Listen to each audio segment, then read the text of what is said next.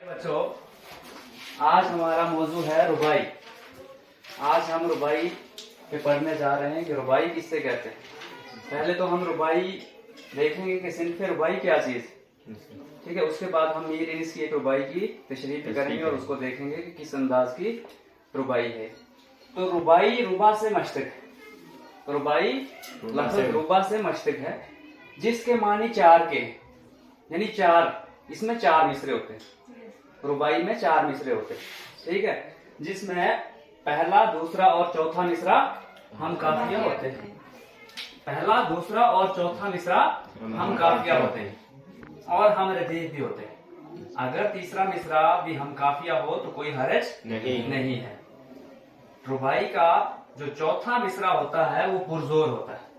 रुबाई का चौथा मिसरा जो होता है वो पुरजोर होता है, क्योंकि शायर जो होता है वो पहला, दूसरा, तीसरा शेर जब लिखता है, इसमें पहला, दूसरा और तीसरा मिसरा लिखता है जब, तो उसमें चौथा मिसरा जो होता है वो जोरदार बयान करता है, ताकि पहले तीनों मिसरों का जो निचोड़ है वो उसमें बयान कर दे, चौथे मिसरे में आ जाए।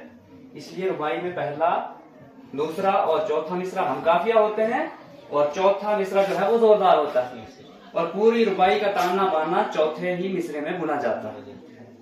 रुबाई में मजमून अच्छा होता है। जो रुबाई होती है उसमें मजमून का अच्छा होना जरूरी है।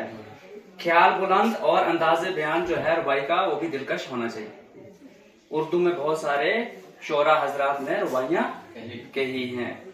अब सौदा, मीर हसन, इंशा, मोमिन, गालिब, अनीस, दबीर, इकबाल, अकबर, जोश, फिराक, अमजद, जिगर और कैफी ने रुबाइयां कही है। तरक्की पसंद तहरीक के जेर असर हाली और अकबर ने रुबाई के फरोग के लिए बड़ा काम किया। इन शायरों ने उर्दू अदब में बहुत सारी रुबाइयां कही, ठीक है, और उर्दू रुबाई को कहाँ पहुंचाया है, बाहम उरूज पर पहुंचाया है। मोहन रमान की एक रुबाई पढ़ने जा रहे हैं, तो हम इसकी रुबाई पढ़ते हैं। क्या तुमसे बताएं उम्र फानी क्या थी, क्या तुमसे बताएं उम्र फानी क्या थी, बचपन क्या चीज था, जवानी क्या थी, ये गुल की महक थी वो हवा का झोंका, एक मौजे फिजा थी जिंदगानी क्या थी। अब आप बच्चों ने देखा इसमें पहला, दूसरा और चौथा मिसरा क्या है, हम काफिया हैं, और तीसरा मिसरा हम काफिया नहीं है। जैसा कि पहले ही मैंने आपको बताया कि अगर तीसरा मिसरा भी हम काफिया हो तो कोई हरज नहीं, कोई कैद नहीं है। लेकिन यहाँ पे जो हमने अभी रुबाई पढ़ी तो इसमें पहला, दूसरा और चौथा मिसरा हम काफिया थे। तो हम इस रुबाई की अब तुमसे बताएं उम्र फानी क्या थी, तो शायर फरमाते हैं कि हम तुमसे बताएं क्या कि ये हमारी जो होने वाली जिंदगी है ये क्या चीज थी। जिंदगी जो है ये एक फानी चीज है, हमेशा रहने वाली नहीं है। बचपन क्या चीज था, जवानी क्या थी। अगर बचपन की बात करें तो बचपन क्या चीज था, जवानी क्या थी। अब बचपन जो है तो बहुत जल्दी गुजर जाता है, इसी तरह जवानी भी खत्म हो जाती है। जैसे अगले शेर में शायर फरमाते हैं कि ये गुल की महक थी वो हवा का झोंका। बचपन क्या था, गुल की महक की तरह था। जैसे गुल होता है फूल, जिस तरह से फूलों में खुशबू होती है, और वो फूल जब वो फूल बिखर जाते हैं, सूख जाते हैं, तो तब उनकी खुशबू भी खत्म हो जाती है। तो इंसान का बचपन जो है वो भी उस फूल की तरह होता है। और जवानी कैसे होती है, एक हवा के झोंके की तरह, जैसे हवा उधर से आई और उधर वो झोंका निकल गया, इस तरह इंसान की जवानी भी गुजर जाती है और इंसान को पता बिल्कुल भी नहीं चलता है। तो शायर इसमें फरमाते हैं कि बचपन क्या चीज था, जवानी क्या था। ये गुल की महक थी वो हवा का झोंका। बचपन जो था ये फूलों की तरह था, जैसे फूल होते हैं उनमें खुशबू होती है, तो इसी तरह इंसान की जिंदगी भी उन फूलों की तरह बचपन में कट जाती है। और फिर जवानी जब आ जाती है तो जवानी जैसे हवा का झोंका आता है और इधर से उधर चला जाता है, इसी तरह इंसान की जवानी भी बीत जाती है और इंसान को पता ही नहीं चलता है। और आखिरी मिसरे में शायर क्या फरमाएंगे, एक मौजे फिजा थी जिंदगानी क्या थी। ये जिंदगी क्या थी, मौजे फिजा की तरह, एक हवा के झोंके की तरह, जैसे इधर से आया और उधर गया, खत्म हो गया। तो इस तरह से जिंदगी भी इंसान की खत्म हो जाती है। जिंदगी रुकने वाली चीज नहीं है, इंसान जिंदगी को पकड़ के नहीं रख सकता, बल्कि ये जिंदगी खत्म हो जाती है, चाहे बचपना हो या जवानी हो।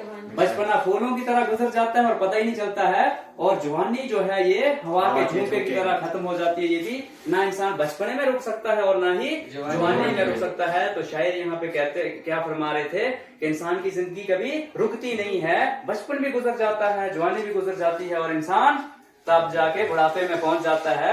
ना इंसान अपने बचपने को रोक सकता है, पकड़ सकता है, और ना ही जवानी को पकड़ सकता है, बल्कि जिंदगी खत्म हो जाती है और इस तरह इंसान बुढ़ापे में पहुंच जाता है और फिर मर भी जाता है। तो इंसान कभी जिंदगी को पकड़ नहीं सकता है, ये फूलों की तरह और हवा के झोंकों की तरह होती है। तो ये थी आपकी रुबाई जिसको लिखा था जगमोहन रवान ने, ठीक है, जगमोहन लाल रवान ने। प्यारे बच्चों, इस तरह से हमने आज देखा कि रुबाई किससे कहते हैं। रुबाई 4 मिसरों वाली नज्म होती है जिसमें पहला, दूसरा और चौथा मिसरा हम काफिया होते हैं, ठीक है, और तीसरा मिसरा भी अगर हम काफिया हो तो कोई हर्ज नहीं होता है। चौथा मिसरा रुबाई का जोरदार होता है, तीसरा मिसरा जो है वो हम काफिया नहीं होता है, लेकिन चौथा मिसरा रुबाई पे क्या होता है, सबसे ज्यादा जोरदार होता है। तो हमने जगमोहन लाल रवान की एक रुबाई पढ़ी थी, तो जिसमें हमने ये देखा कि इंसान की जिंदगी जो है वो रुकती नहीं है, बचपन भी गुजर जाता है और जवानी भी गुजर जाती है फूलों की तरह और हवा के झोंकों की तरह, और इंसान बुढ़ापे में पहुंच जाता है। और इसी तरह इंसान सोचता है कि ये जिंदगी हमेशा रहने वाली है, लेकिन हमेशा रहती नहीं है, और इंसान अपनी जिंदगी में बुढ़ापे में पहुंच के कब्र में पहुंच जाता है और इंसान अपनी जिंदगी से हाथ धो बैठता है। लेकिन इंसान समझता नहीं है जिंदगी में कि मैंने क्या करना था क्या नहीं करना था, बल्कि इंसान आगे आगे और चीजों में लगा रहता है, और इस तरह से इंसान की जवानी भी खत्म और बुढ़ापे में पहुंच के फिर ना उसको हिम्मत होती है ना कुछ। तो इस तरह से रुबाई होती है कि जिसमें 4 मिसरे हो, और चारों मिसरों में पूरा ही मौजू जो होता है वो बयान किया जाता है। तो आगे हम कल दूसरी रुबाई पढ़ेंगे मीर इनिस की। शुक्रिया।